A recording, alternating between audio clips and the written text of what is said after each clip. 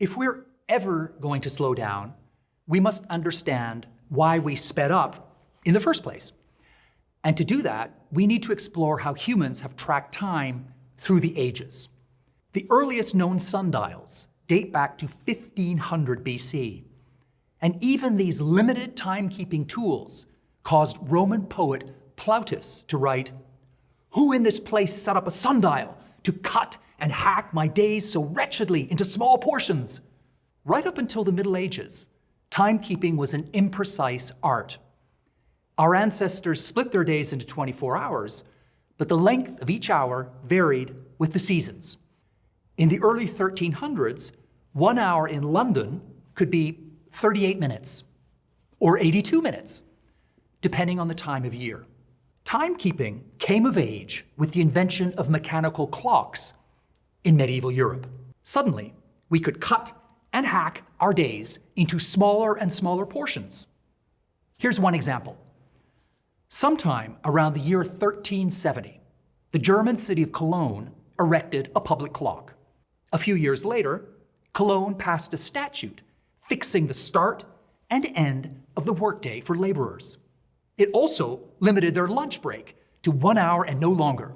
In 1391, the city started imposing curfews. So, in the space of one generation, the people of Cologne went from never knowing for sure what time it was to letting the clock dictate when they worked, how long they took for lunch, and when they went home every night. Time was now calling the shots. By the late 1600s, we could accurately measure hours, minutes, and seconds. And then came the Industrial Revolution. Modern capitalism is built on timekeeping, and it rewards speed like never before, because the faster you make stuff, the more profit you turn. As the saying goes, time is money. Factories hustled to make every minute more productive.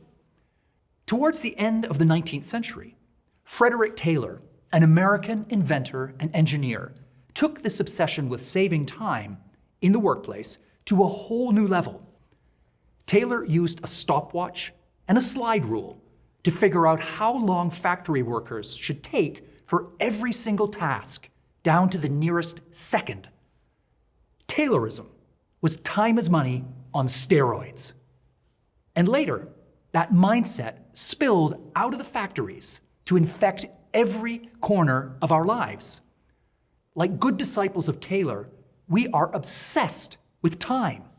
We think and talk about it, we track it, we go to great lengths to maximize it. Of course, no matter how much we do or how quickly we do it, the number of hours in each day remains the same.